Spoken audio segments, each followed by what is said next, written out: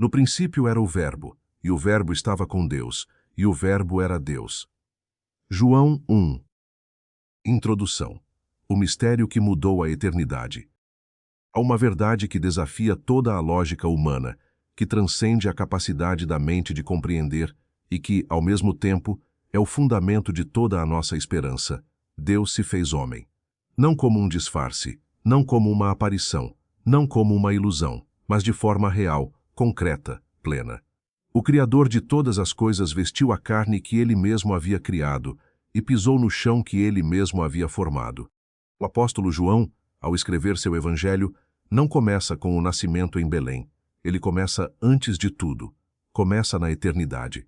No princípio era o Verbo. Quando tudo teve início, o Verbo já existia. Isso nos diz algo fundamental. Jesus não é um personagem que surgiu na história. Ele é o autor da história. E o Verbo que existia antes de tudo. O termo grego logos, traduzido como verbo ou palavra, era profundamente conhecido no mundo antigo. Para os filósofos gregos, o logos era a razão que ordenava o universo.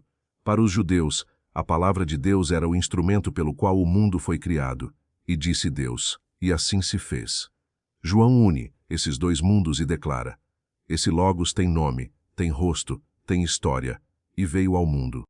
O Verbo estava com Deus. Há uma comunhão eterna, uma relação de amor antes da criação do tempo. E o Verbo era Deus, não um ser inferior, não um semideus, não um anjo elevado. Era Deus em toda a sua plenitude. A encarnação não foi a criação de Jesus, foi a descida voluntária daquele que já existia desde sempre. Isso nos ensina, primeiramente, que nossa salvação não foi um plano improvisado. Antes que Adão pecasse, antes que a humanidade precisasse ser resgatada, o amor de Deus já havia planejado o caminho da redenção. O Cordeiro foi morto antes da fundação do mundo. Apocalipse 13:8. Que Deus imenso servimos. Segundo, a encarnação. O amor que desce. O Verbo se fez carne e habitou entre nós. João 1,14 é, talvez, o versículo mais revolucionário da Escritura. O eterno entrou no temporal. O infinito se comprimiu no finito. O que sustenta todas as coisas pelo poder de sua palavra. Hebreus 1,3. Precisou ser sustentado nos braços de uma jovem chamada Maria. Pense na magnitude desse ato. Jesus abriu mão da glória celestial, não da sua divindade, pois isso é impossível, mas das prerrogativas dessa divindade. Ele veio como servo. Ele sentiu fome, cansaço, dor e lágrimas. Ele conheceu a rejeição, o abandono, a traição. E o fez por escolha, por amor.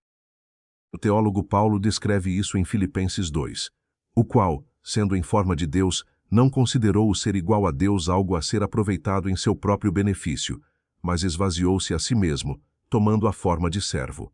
Essa é a kenosis, o esvaziamento voluntário. Não porque Deus deixou de ser Deus, mas porque o amor verdadeiro não busca os seus próprios interesses. E por que ele fez isso? Para que nós nunca mais precisássemos nos sentir distantes de um Deus que não nos entende. Temos um sumo sacerdote que foi tentado em tudo como nós, mas sem pecado. Hebreus 4,15. Ele sabe o que é chorar. Ele sabe o que é ser traído por um amigo.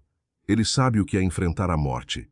E mesmo assim, ele foi fiel até o fim. Terça, luz nas trevas. A missão do Verbo encarnado.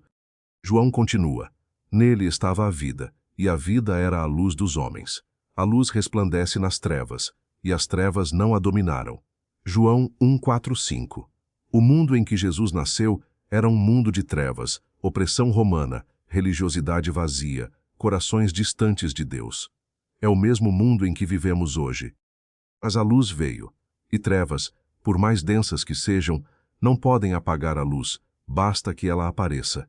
Jesus não veio apenas trazer ensinamentos morais, não veio apenas dar exemplo de bondade, ele veio ser a própria luz. Eu sou a luz do mundo, ele declarou. Quem o segue não anda em trevas.